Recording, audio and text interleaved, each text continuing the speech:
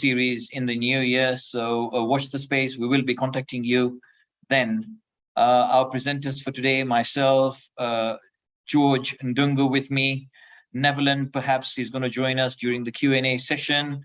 And we've also got Aldo Van Tonda, who's going to be giving us a demo on a AI system that's going to be very relevant to what we're doing today.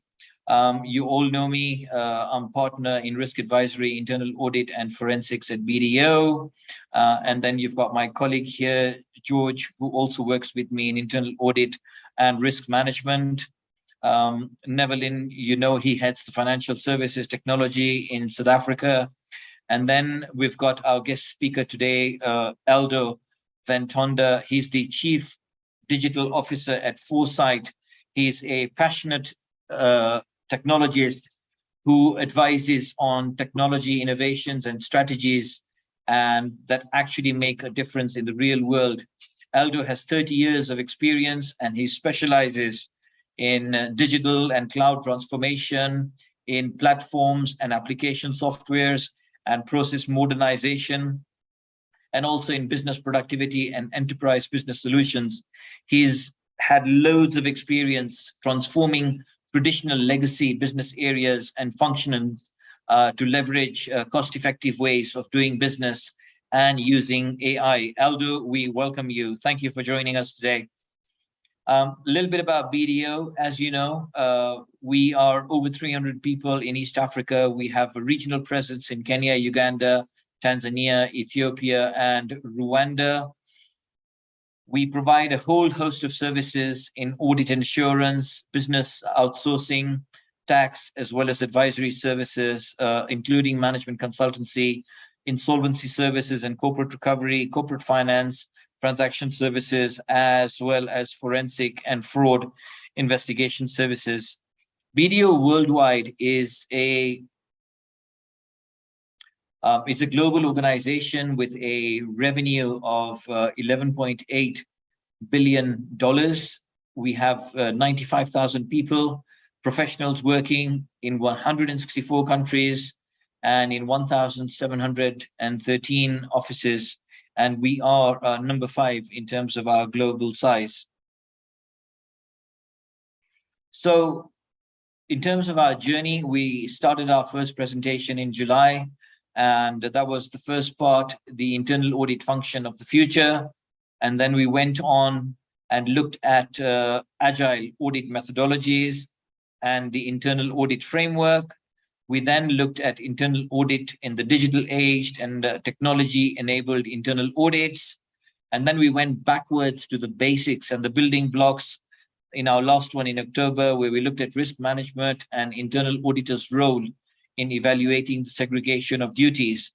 And today, we are talking about contract management and the internal auditor's role to yield savings and results. So basically, the agenda for today, we will have an overview of contract compliance and the internal auditor's role in assessing contracts. We will look at the key factors in reviewing contracts for optimal impact. We will have some insights and emerging best practices in this area. We will also look at automated contract management audits. And finally, we will look at ForShare, a demo of a licensing solution to be used by internal audit, and we'll also have a video on Alice, just to show you, how we're already using technology to drive internal audit processes and some of the huge savings that can be made in that area. So what is contract compliance audit? Do you, first of all, know what is in your contracts in terms of not just the organization, but also in terms of internal audit? And is everybody holding up their end of the deal? In other words, is every party adhering to the provisions of the contract and following through on what was agreed? That is, are they being compliant? The thing about contracts is that there can be many blind spots in terms of what to do and also what not to do. Unchecked, these blind spots can become a deep problematic area to your business. And the best way to resolve it is to perform a contract compliance audit on each contract. So what is a contract compliance audit? At its most basic, a contract compliance audit is a review of whether your contracts and their terms are being honored by all parties who signed them. However, not all contract compliance audit are the same. The type and the size of audit you perform depends on the exact scope and purpose.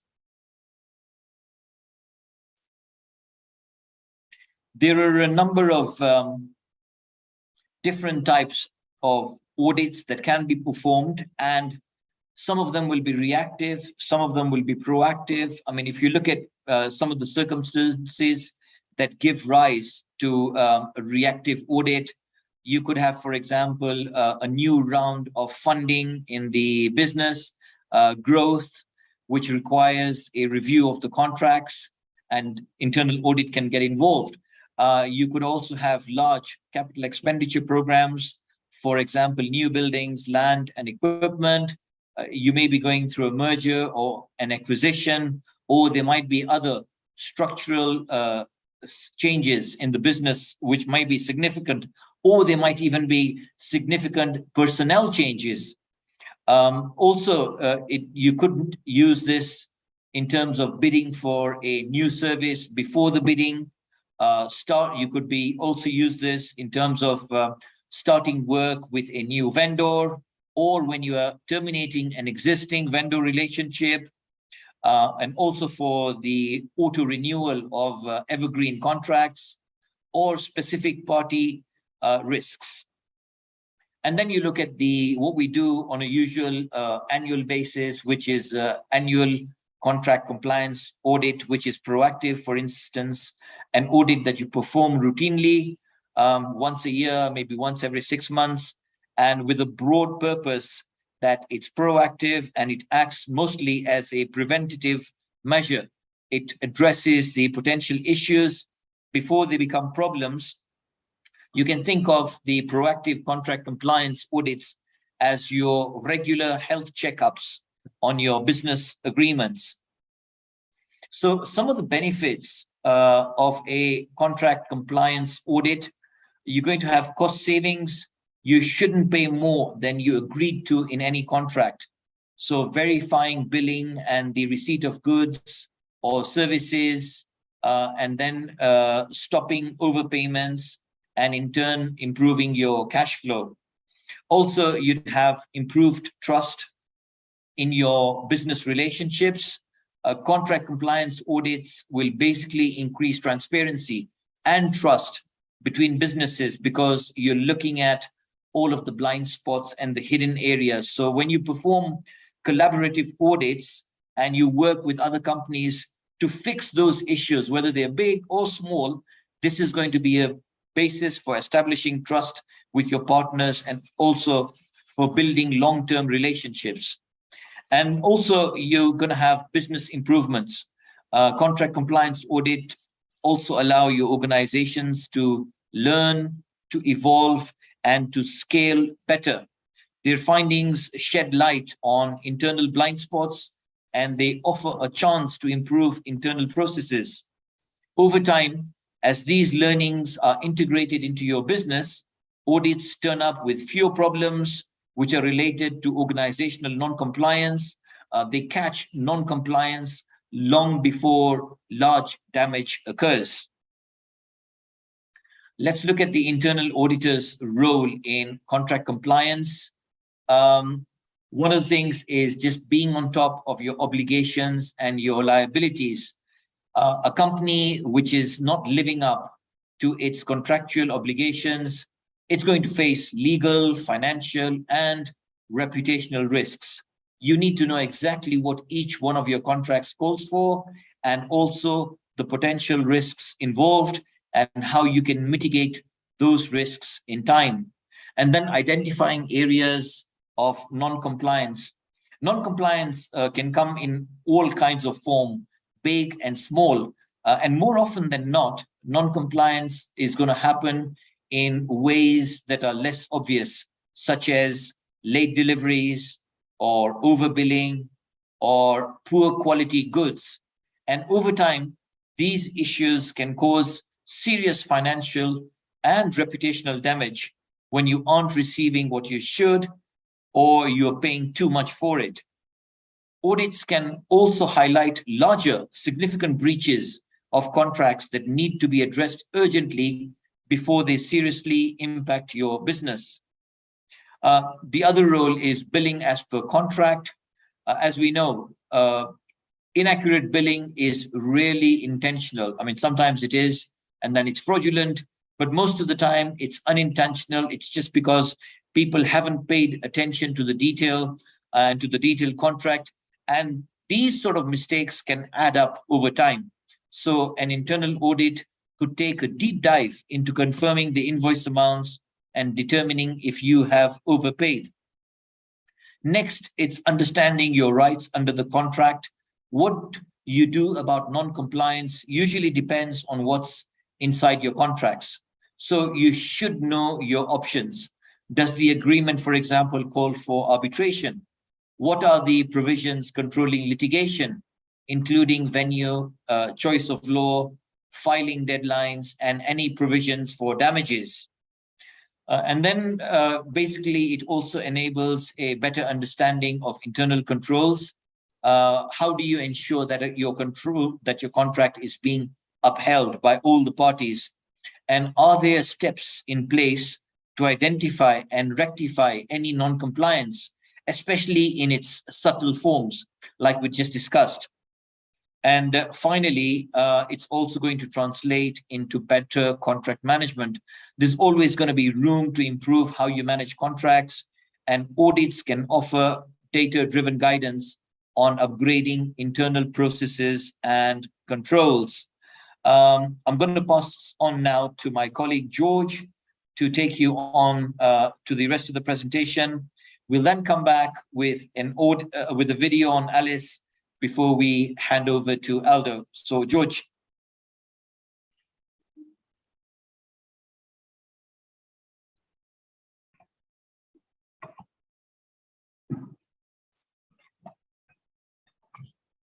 Thanks, Zahir.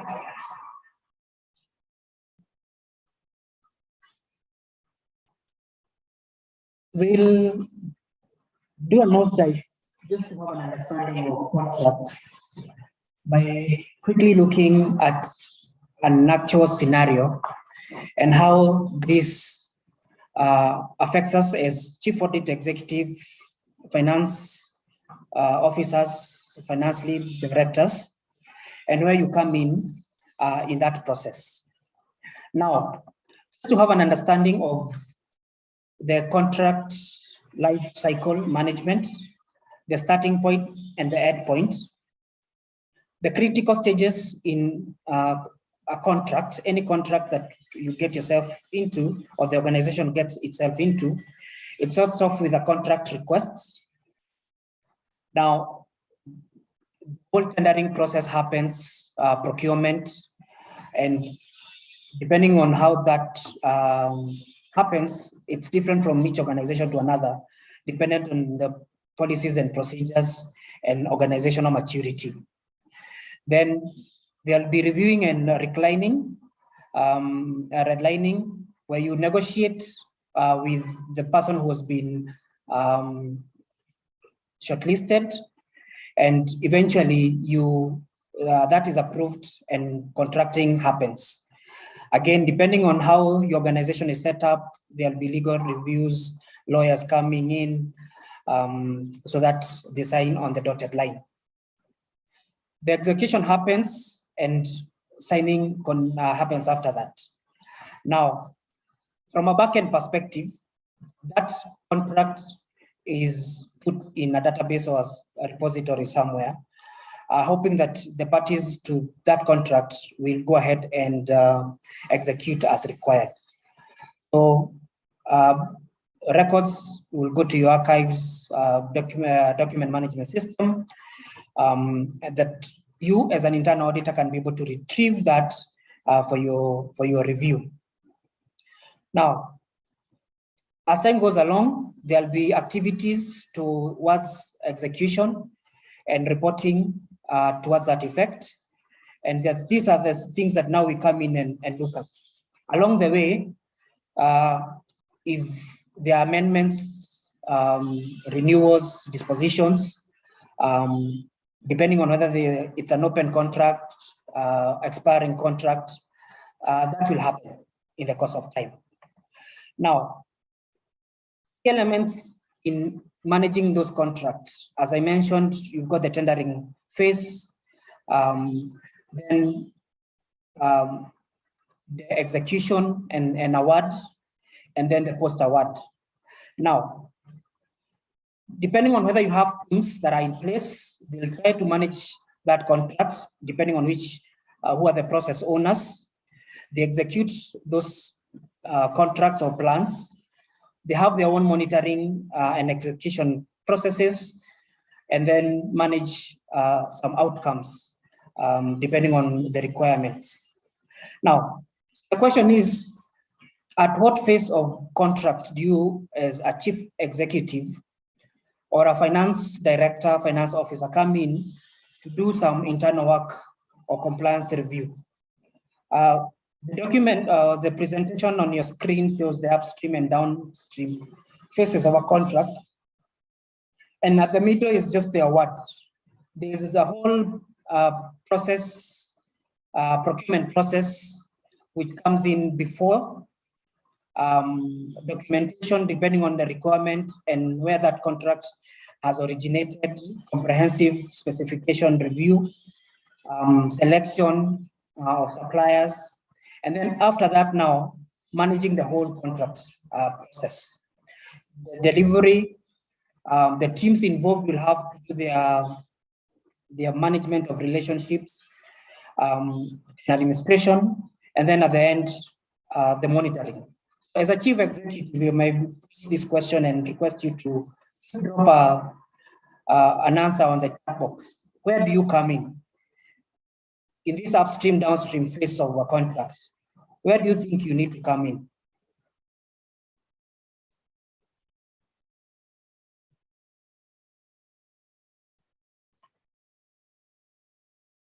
A few people are dropping comments on the chat box at the end.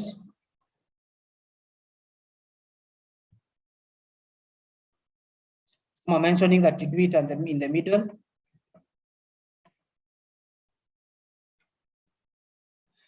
Depending on the organizational maturity, you'll find that contract management and review continues on throughout the life of a contract. This means that parties involved, and you included as a chief audit executive, will need to plan for and undertake effective and efficient management of performance, delivery, payment, methodical and measured approach to how they are managing changes in contractual arrangement. You need to be active in managing risks and mitigating any new arising risk from that contract, and be agile in resolving any issues and disputes that would arise during the contract. Just to mention, contract audits would fall or come in or be of different forms. For example, and these are just a few, vendor and supplier audits. At the onset, when you're looking at initiation, there is a whole element of due diligence that happens when you're shortlisting vendors. When you're actually executing, you have contracts that, for example, construction contracts, leases, goods and services. If you have a joint venture, you have to review that joint venture arrangement. Most of us were involved in franchise and royalties. Agriculture is one of the areas where we have royalties, flyer sector. You, as an internal audit executive, you may want to review the calculation of royalties. Franchise, for those of us who are involved in that arrangement. So they come in different forms. This is dependent on the type of contracts that exists within our organization. Different type of contracts and procurement require different and take different approach, and the nature and approach to those reviews will be different each of the contracts dependent on the procurement requirement. On our screen, we have just a sample representation of what will be the requirements from payment, disbursements, how you do payments. Goods, for example, will be contract based on units, which is different from, for example, a contract for construction, which is performance based, or a contract of works. If you're setting up an information system, it's based or dependent on some milestones. Now, again, if it's an information system, there's a design and build contract, which at several phases, you review something different, which doesn't work the same way if you're looking at goods and goods or services or management services, for example. Now, at this point, for example, if I use an example, if you're doing a vendor relationship audit, there's a whole onboarding review that could happen at this point in time. I mentioned about due diligence. As an internal auditor, you may want to look at vendor selection. You review the contracts. You review how negotiation happened, how the execution happened. Did the right parties execute the contract depending on delegation matrix? The items to consider depending on the nature of contract will vary from organization to organization, department to department, and even the process owners. The value of contract audit essentially is supposed to ensure that you are achieving the desired outcomes. As mentioned by Zahir, there are quite a number of things that you as a chief audit executive or finance director, finance officer, you need to go out looking out for. You need to check out the value of it to derive, are there any hidden costs? Are there missed targets? You want to ensure that there is compliance, both in delivery and execution of that contract. Any fraudulent activity that could be happening, and you need to bring to the attention of the board or management. Are there relationships that needs to be managed? Are there risks that needs to be mitigated and or taken into consideration?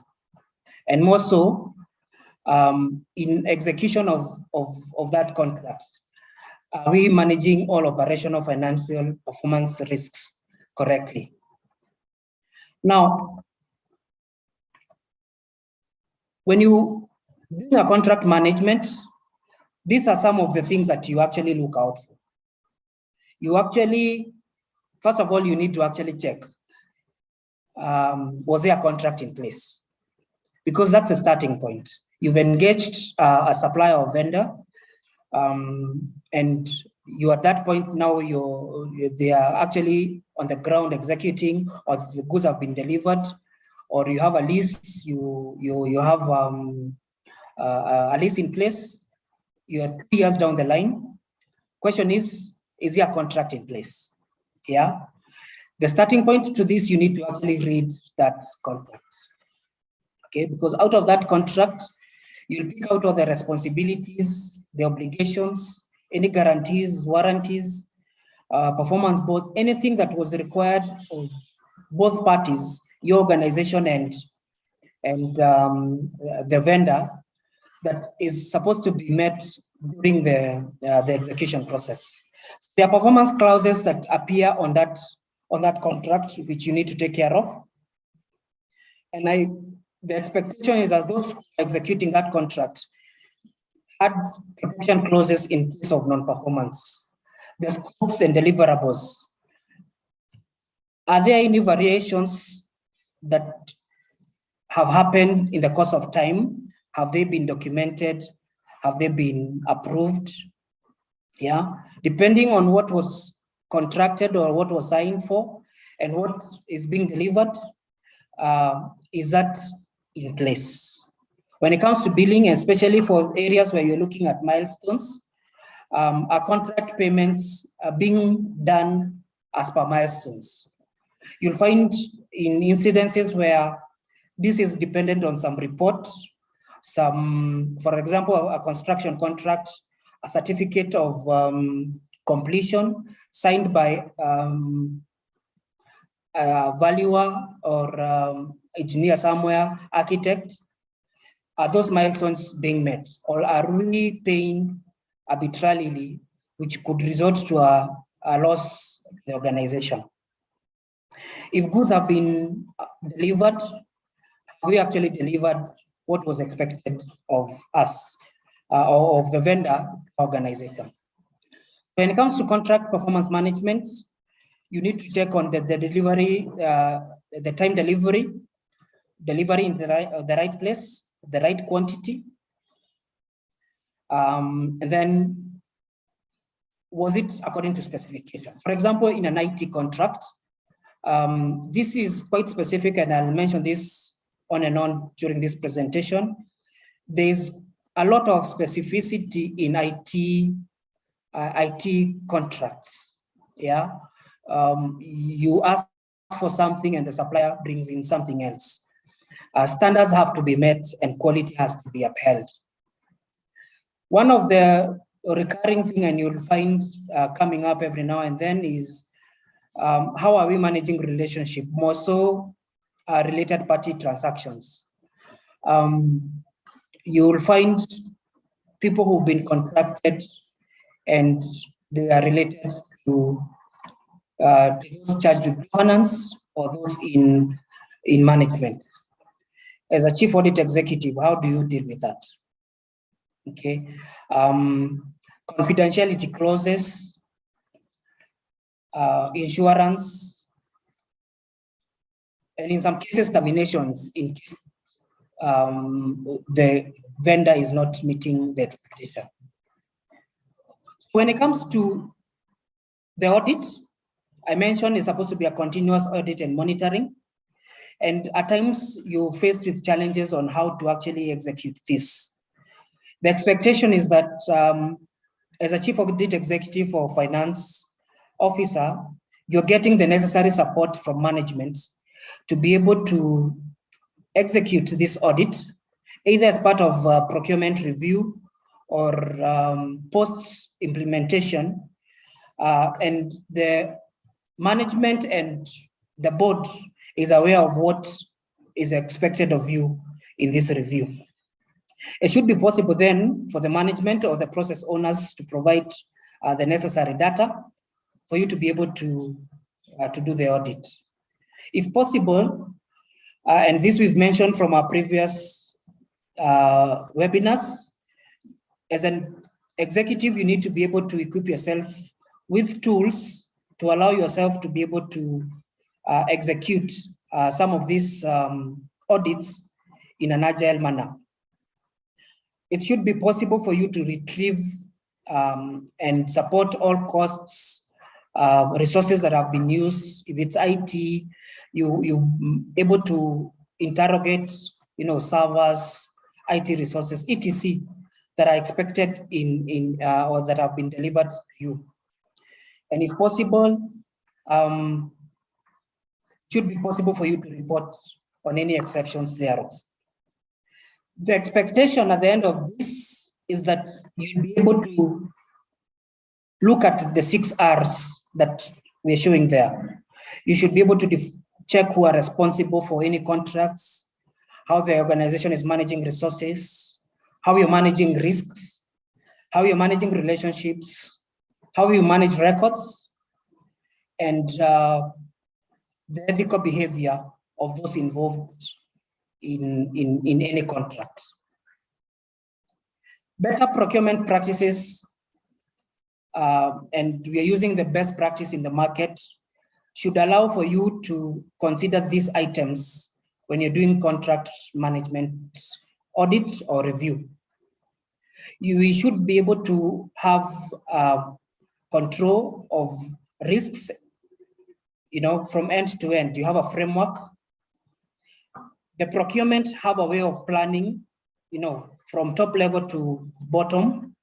There are policies and procedures in place. The contract register or repository on how that can be retrieved. You can be able to look at segregation of duties and delegation of matrix, know who to challenge and at what level. These are being reconciled and reported both by the process owners and those in governance. We are able to manage relationships both internally and externally, and that can be disclosed and evidenced in these contracts. And then as an executive, you're in a position to provide probity advice to everyone involved in the process.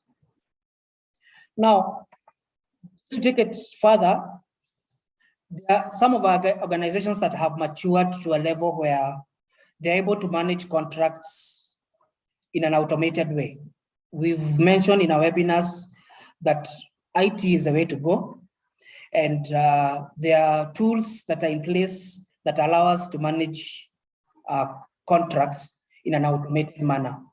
What happens is the whole process is automated, and you've got AIs that have been embedded on those tools that allow us to review the contract at various phases, consider any performance issues and trends, either with the existing or previous contracts, and do a quick comparison. And yourself, the process owners, and to the whole team, there's a way the tools provide a visualization to what has been happening on any contract at any point in time. And for you, you can be able to embed a review tool that is integrated to these contract management softwares so that you can actually do your review quite well. So this digitalization of the process allows us to provide insights to management, track trends, and allow for quick decision making. And this is the way to go. Automation is here with us, and as internal audit executives, there's no way we can avoid this. And organizations are investing into these tools, and we can't be left behind. So at this point in time, I'll bring in my colleague, Aldo, who will be introduced by Zahir, just to give us a snapshot of the direction things are taking in unlocking the power of visibility in some of these processes. Thanks, George. So, try and my share.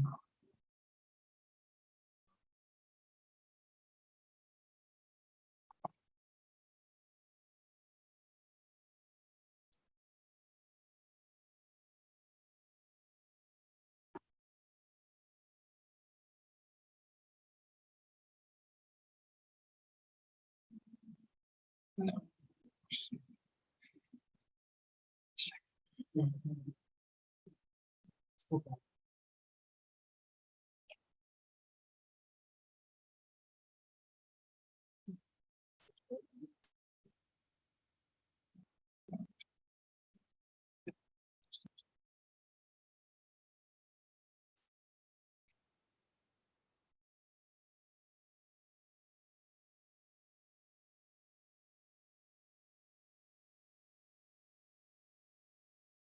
Right. So what we'd like to show you now is how BDO has used automation, AI, artificial intelligence, as well as RPA, robotic process automation, to actually provide solutions to our client needs.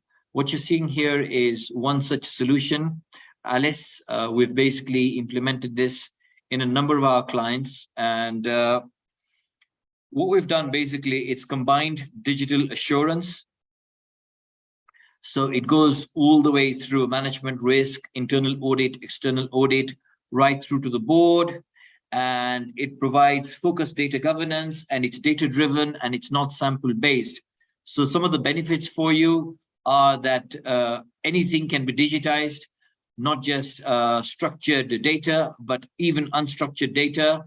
You get to cover 100% of all of your data. It's not on a sample basis anymore. You can do assurance as often as you want, every day, every couple of hours, and it's platform based, and you can leverage data to the maximum use in the organization. So if I can just go to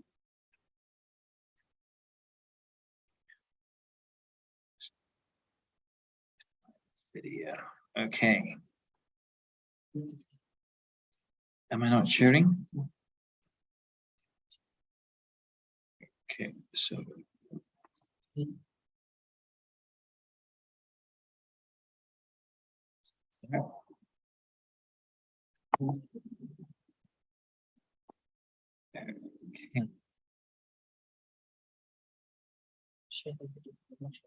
Yeah, no, not yet.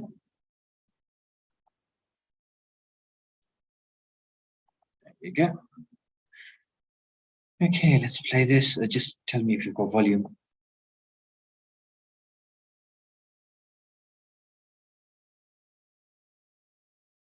Zahir, we don't seem to have sound.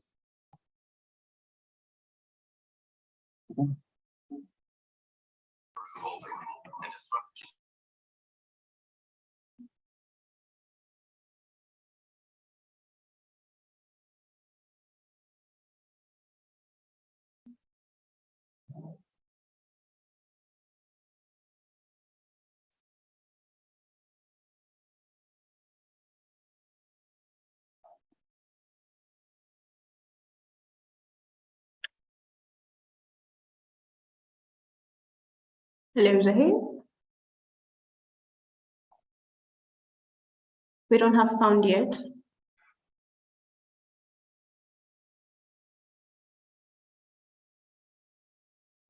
There's no sound? No, Hang on, there's no sound. there's no sound. Okay, so how do I get sound?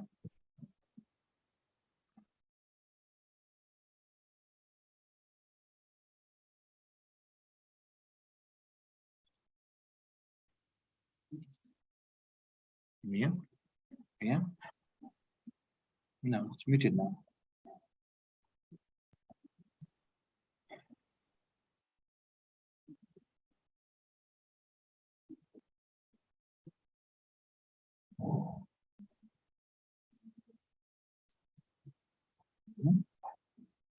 Right, hang on a second. Excuse me, guys. I'm just trying to sort this out.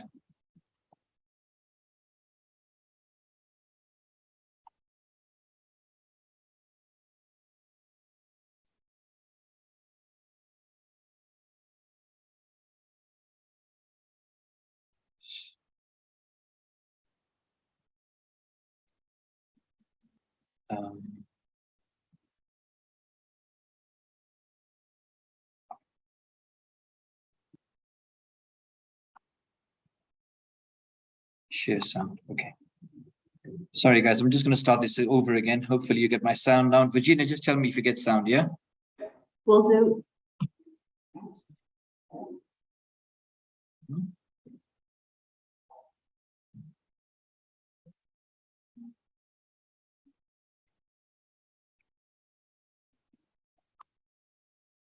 Sound? We seem to still be viewing the last picture we had seen at second 55.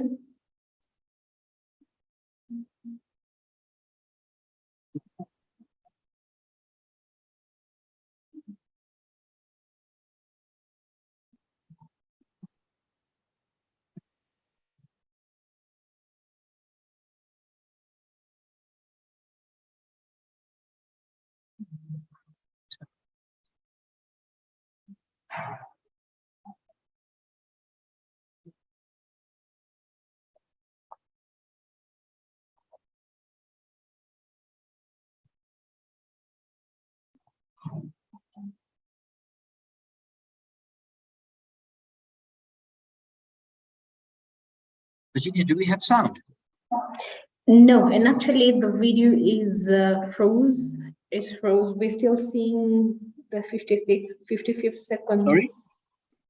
The video is still at the 55th second. So if you've restarted, it seems like your screen is frozen too.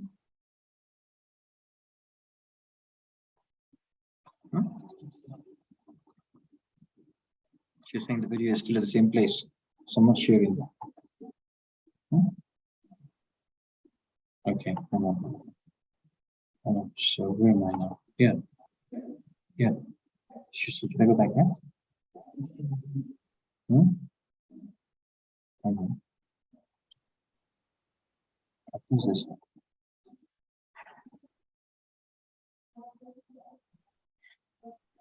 Sorry, gentlemen and ladies.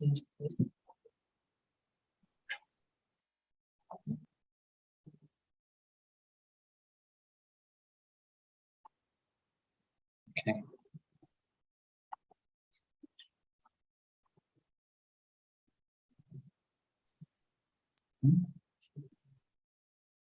I have to go back here, right? Sure, right?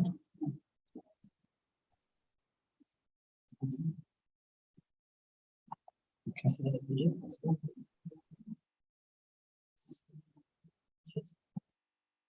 Yeah. Yeah.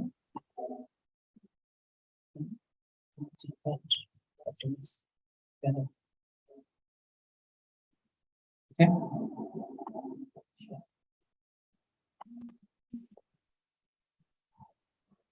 Let's try now.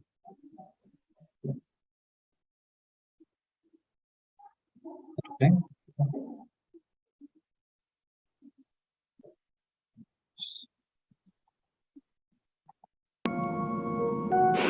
The world is changing faster than ever before. We've updated the way we live, so isn't it time we update the way we work? Data compromise has become sophisticated. Security threats are ever evolving, and disruption is inevitable. The need for continuous supervision of your business IT environment has become critical. Introducing Alice, the real-time overseer you need. Annual or even periodic audit assurance is no longer sufficient. Alice provides audit as a service in the IT space. She is a trusted advisor who provides those charged with governance into the visibility of the risks and remediation strategies within the IT environments. She alerts IT management with the evidence to mitigate and manage the IT risks in their environment in an online, near real-time and continuous manner. Alice understands her different audiences and adapts her reporting accordingly. She accommodates the needs of IT management, the board, as well as the external auditors. Alice is unequivocally independent, but approachable, and always is available to answer any technical or audit-related questions you may have. Alice is comfortable working in all IT environments, no matter the geography, the size, posture, maturity, or complexity.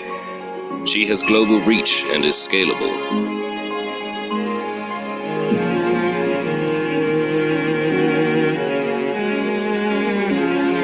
Her background is in data science, allowing her to employ machine learning and artificial intelligence, making her work ethic progressive and predictive. With little to no interruption to your business, Alice works quietly in the background.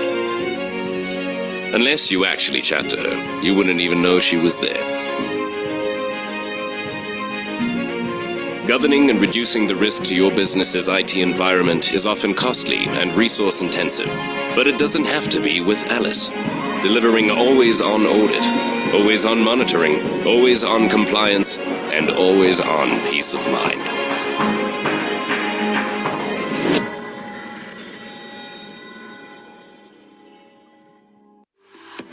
BDO continues to be the global fastest growing professional services firm.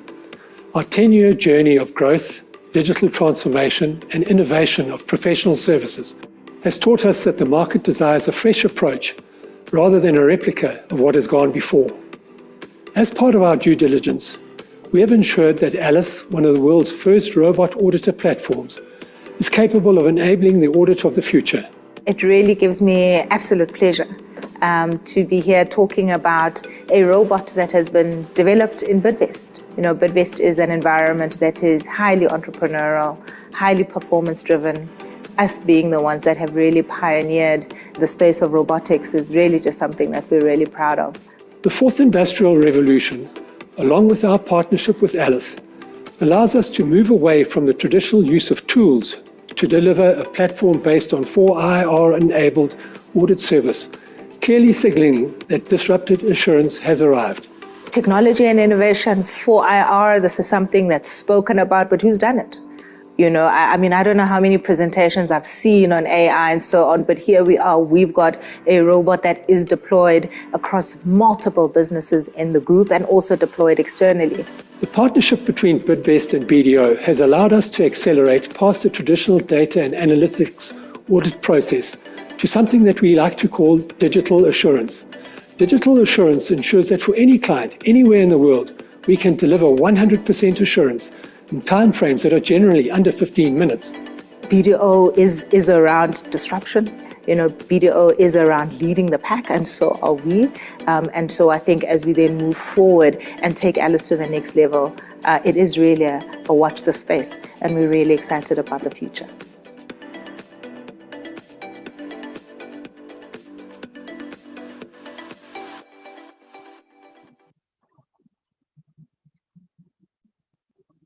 Okay, yeah, sorry for the tech problems on that. And I'd like to now hand over to our partner, Aldo. Aldo? Hi, good afternoon, and thank you very much for the kind introduction. I just want to make 100% sure that everyone can hear me, and very shortly that everyone can also share and see my screen that I am sharing. Yes, Aldo, we do hear you, and you've shared your screen. Good. Perfect. Thank you so much. I'm really honored to be here. I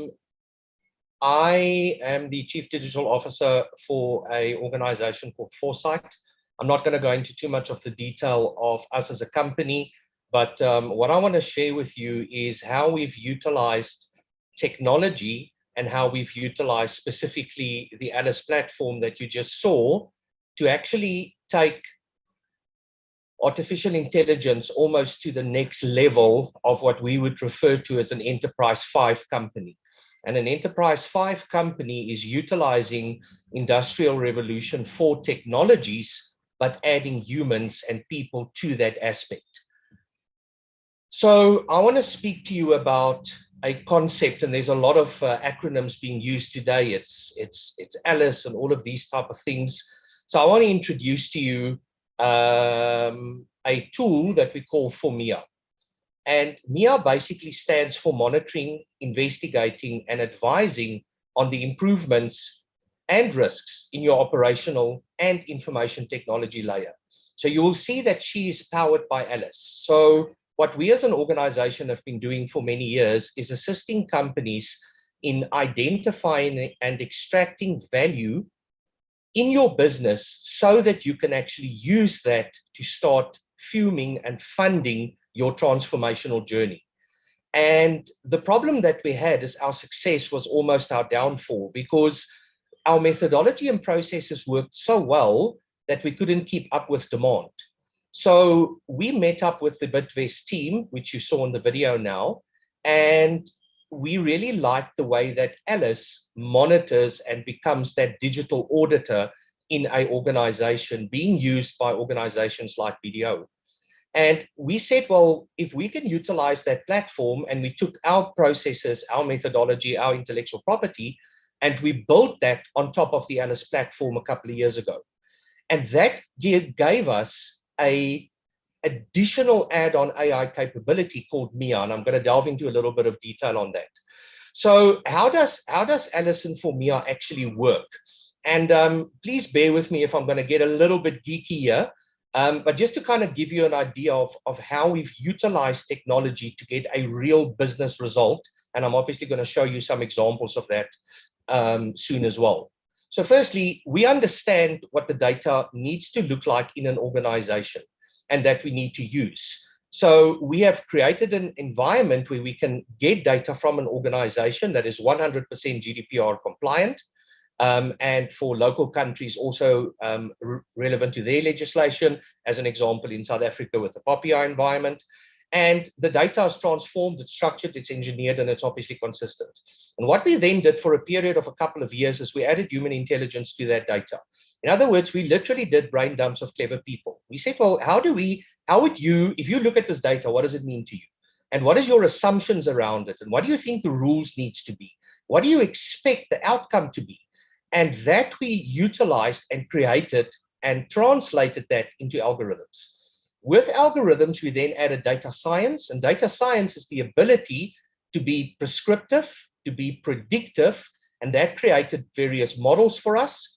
We then looked at it in context of the organization we're working with, and then we added artificial intelligence. Things like machine learning, whether it be supervised or unsupervised learning, OCR capabilities, or optical character recognition, fuzzy logic deduplication, so ensuring that you don't have duplication of data, anomaly detection, and that ultimately created for us digital services. And currently, our 4MIA environment has got hundreds and hundreds of digital services that continuously looks for opportunities in your environment. Now, what does it actually mean? We follow a very simple principle called a value pyramid. And if you look at the screen now, what a value pyramid is it's got 3 phases. And it starts at the bottom from a foundational perspective, moving up the value chain to value enablement, and then ultimately strategic initiatives. So we utilize this technology to look for opportunities in your environment that you can utilize to either speak to one or all of the objectives of the organization. That could be, I'd like to standardize, I'd like to reduce my cost. I'd like to ensure that I am more compliant and manage my risk. I'd like to increase the productivity of my people. I'd like to reduce the risk in my environment. And on the right-hand side, you'll see an example of things that could potentially be identified and how it could speak to, but I'm going to get into a little bit more detail of that. So what does she actually do? She monitors in real time and near real time and proactively, very important, not reactively, proactively advises on 8 different areas in your organization. An example would be, how ready is an organization to utilize cloud-based technologies? Not how ready are you to move to cloud, but how ready are you to use cloud services, even if it's on an on-premise or in your business environment. She then does licensing assessments, very important from an audit perspective. In other words, have I got the right licenses and the right contracting mechanism for what my people actually need, or am I wasting money on software which I don't need? She does security assessments from a security posture perspective. She looks at your data and your data environment. She looks at your intranet and applications that are published within your environment. She looks at your infrastructure from a technology perspective. And is there infrastructure sitting there that is just costing money, or infrastructure that is no longer supported, or software that is sitting on there that is no longer supported and is a potential compliance or audit risk? She looks at what we refer to as the modern workplace. How do people work? In other words, I'm investing a tremendous amount of money in contracts and technology and software for my people to use, but are they using it? Am I paying for the license that the people actually need, or am I paying for the license that the great sales guy actually sold me? And then she also looks at cloud-based things like Azure, and how is your cloud-based environment performing, and ensuring that you run optimal cost, optimal usage of that environment. So ultimately what she does is she starts creating a self-funded transformational journey. Because if I can save in one area on a license contract, I can use that to better train my people to do certain things, or I can use it for additional technologies or processes or initiatives that I have to be able to better my security posture. And the cool thing about all of this is she does all of this in real time at the same time. And that is what makes MIA groundbreaking and world first. And we are currently rolling out across all of the Bidvest companies globally, and multiple other companies. And hopefully we'll be working with BDO to offer these type of services potentially in future as well. So what you're going to see on the screen now is a very bold statement. She typically saves, and this is based on real business cases of customers that we've been running for the last couple of years. She typically saves companies between 20 and 40% of their ICT landscape spend annually. So when we're talking savings, we're not talking $1, $2, $3. We're talking big money. All right. And that big money can either be saved by the organization or reinvested to help that transformational journeys.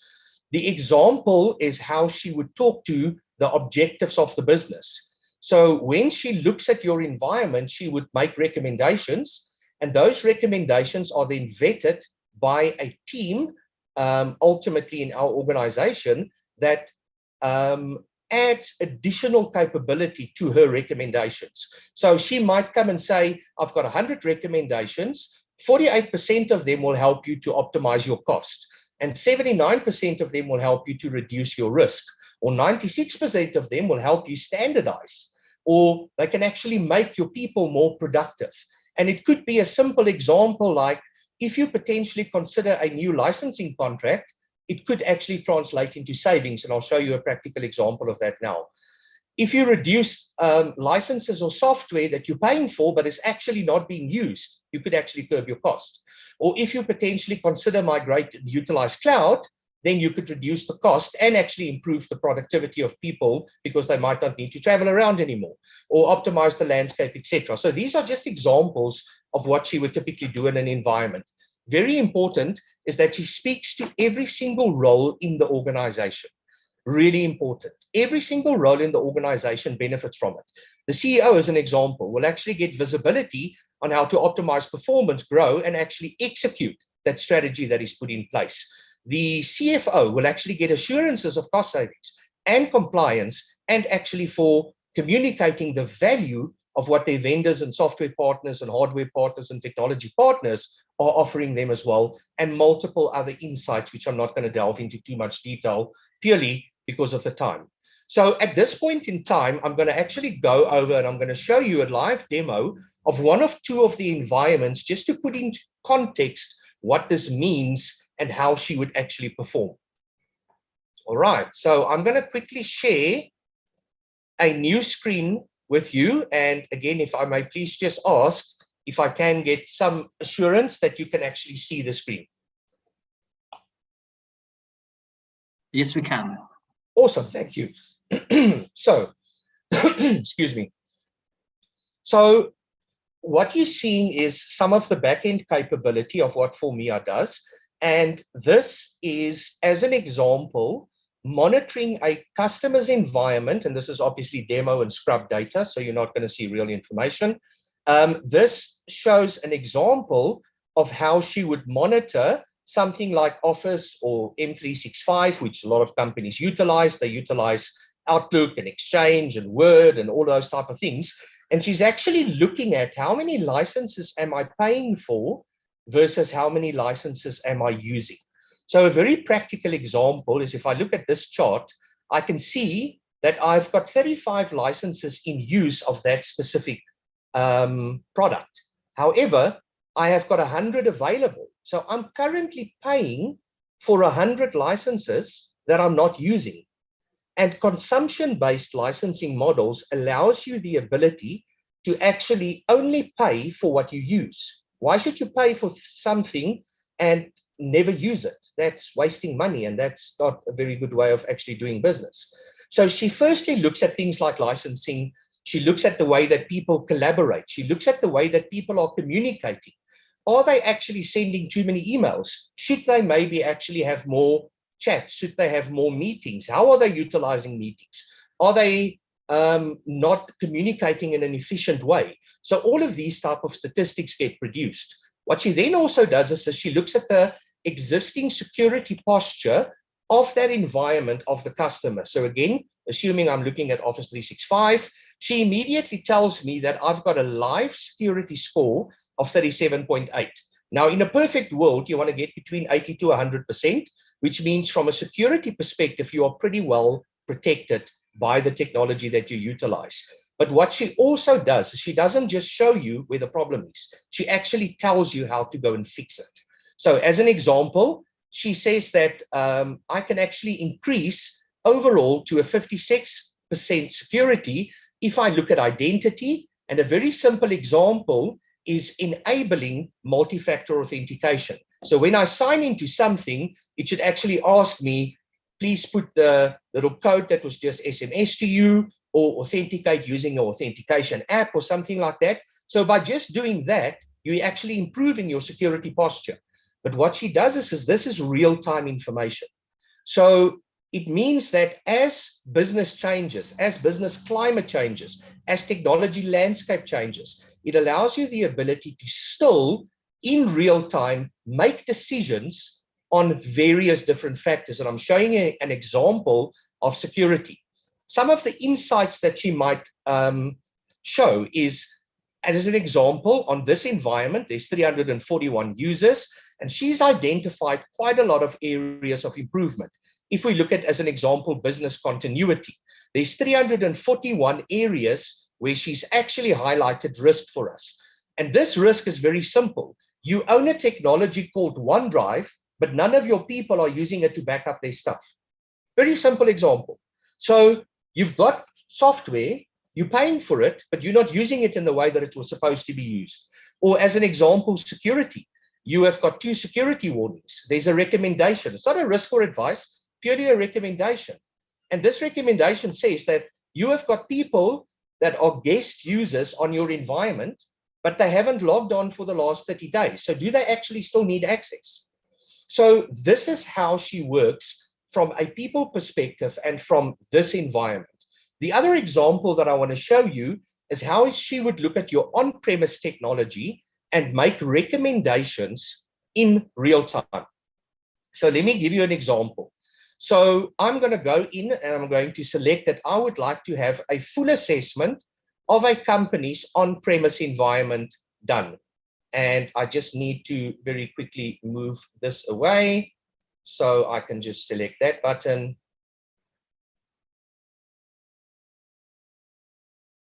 Great. Now, what she's done in 10 seconds for me is created an assessment report that would take 6 to 12 people 2 to 3 months to do. She did it in under 10 seconds. And this is the power of utilizing technology and digital in your business to get to specific business outcomes. So everything in here is generated by Formia. The first page, so she actually says what she's done. The second page, she'll show how and what she's actually done and the executive summary and the process she followed. The third page will give me my data quality. So where do I have problems with collecting data? But she doesn't just say she actually couldn't get the data. She tells you how to go and fix it. So as a practical example, she couldn't get data because on the device, it actually refused that data be sent. So this is how you fix it. So she does data quality. Then she gives you an example of all of your infrastructure and software components that you've got running in your environment. And then she starts making recommendations. As an example, she did an infrastructure assessment and you have got 5 devices in your environment where you've got service packs that are missing, or you're running with 14 devices with software that are no longer supported, or you've got devices running that aren't running optimal memory. Intranet assessments, licensing assessments. Very practical example. You've got this installed 24 times, let's say at $2,000 a license, but no one's using it. So you're kind of wasting money. So now you can go and uninstall it, and in a consumption-based licensing contract, you can actually save money and then potentially reinvest. She gives you your security environments, etc. But what it also allows you to do is to drill down and actually go and have a look at that detail. So if I see that there's a browser vulnerability, let me go and just have a look at what that means. You'll see that what she's going to show me is all of the information around that specific device and what is the problems that I've got. So I can see it's a database server, that's just the domain it's sitting on, that's the software that's running. And once I select it, it actually gives me the full specifications and details that I can now go and analyze to try and curb this risk that I've actually been exposed to in this environment. So this is the type of machine that it is. Here's all the software that is running on that machine. This is how this specific one device speaks to the priorities of the business. Here's the performance of that machine over a period of time. So very importantly, what am I looking at? I've got a database server where obviously some application is sitting. It's running software that is no longer supported, and it identified it as a security risk. So somewhere I am paying for a database license on software that is no longer supported, which is a massive security risk. And there's a browser installed on my database that's actually got a security vulnerability. Now it kind of gives you an idea of where do I go to go and fix certain things. So IT management would use this and put obviously an action plan together, which I would recommend, so that you can go and rectify some of this environments. And what I've shown you in a very, very short period is how we and FORMIA, in conjunction with your auditing partners, are utilizing technology, but making it really practical. So not just saying you've got a problem, it will actually tell you how to go and fix the problem. And it will also identify for you the priorities that you can do. Because let's say we figure out there's 3 things you can do. If you do them in order of 1, 2, and 3, it's going to cost you money. But if you do 3 first and then 1 and 2, it actually saves you money because you're using the saving from number 3 to pay for number 1 and 2. And that's what it comes down to, from a self-funded journey, utilizing an audit capability to look at real practical value extraction and ensuring that we can speak to all of the objectives of the business, but also give executives and management, in conjunction with the auditing teams of a business, the ability to practically go and decide how do I fix certain things, and at the same time, potentially save a tremendous amount of money. That's it from my side. Thank you for allowing me the opportunity. I will be online if there's any questions that anyone has got to potentially ask me. Thanks so much, Aldo, for that very enlightening presentation. And this brings us to the end of our session for today. I apologize for the overrun. We are running 15 minutes late, but we'll take some questions if we have got any. Let me hand over to you, Virginia. Hello again, everyone.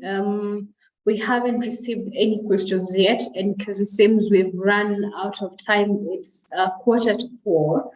Would appreciate if you could submit your questions through the Q&A. We'll leave the webinar running for about 5 minutes, but also you can submit your questions through the email that you received the invite with, or you can submit it to our communications email. I'm going to leave that email address here so that we can release you to go on with your day. Thank you so much, our presenters, Aldo, Zahir, and George. It was a lot to pick, and also incredible to see what AI is doing, and maybe a concern whether AI will end up taking up our jobs.